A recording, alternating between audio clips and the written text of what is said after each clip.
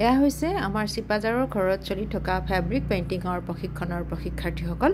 এওঁলোকে আজি stencil work কৰি আছে। এওঁৰ নাম হৈছে অনুষ্কা নাথ। অনুষ্কা নাথ ক্লাছ 8 পাব এইবাৰ।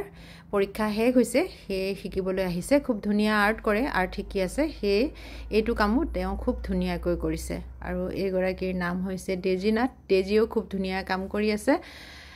একেবাৰে শিকোতেই মেখেলা এখনত কৰিছে, যিহেতু ঘৰতে এখন মেখেলা আছিলে, সেই মেখেলাখনত খুব ধুনীয়াকৈ কৰি গৈছে, পিছত পিন্ধিব পাৰিব। খুব ভাল লাগে। ষ্টেনচিল ৱৰ্কবিলাক খুব কম সময়ৰ ভিতৰত হৈ যায়। অৱশ্যে ইমানো সহজ নহয়, প্ৰথমতে অলপ কষ্ট হয়, কষ্টটো প্ৰথমতে হয়, তাৰপিছত কিন্তু একেবাৰে সহজ হৈ যায় কামবোৰ কৰোঁতে। সেয়ে এটা প্ৰশিক্ষণ লোৱাৰ প্ৰয়োজন হয়, আৰু প্ৰশিক্ষণটো লোৱাৰ পিছত কামটো কৰিবৰ কাৰণে একেবাৰে সহজ হৈ পৰে। আৰু যিসকলে এতিয়াও শিকিবৰ কাৰণে আগ্ৰহ কৰি আছে, আপোনালোকক জনালোঁ 17 তাৰিখৰ পৰা মোৰ গুৱাহাটীত প্ৰশিক্ষণ চলিব, আৰু আগ্ৰহীসকলে মোৰ লগত যোগাযোগ কৰিব।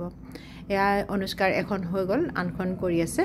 আৰু এইগৰাকী হৈছে কৃষ্ণা নাথ। কৃষ্ণাই খুব ধুনীয়া কাম কৰি আছে।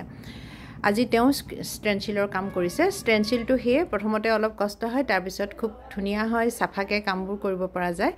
আৰু সেয়ে কৰি আছে ধুনীয়া ধুনীয়া কাম। দেখিছেনে? ওচৰৰ পৰা দেখুৱাই দিছোঁ। প্ৰত্যেকটোৱে খুব ধুনীয়া হৈছে, খুব চাফাকৈ কৰিছে। ভাল লাগে এনেকুৱা ধৰণৰ কামবিলাক, সেয়ে আপোনালোককো অকণমান দেখুৱালোঁ।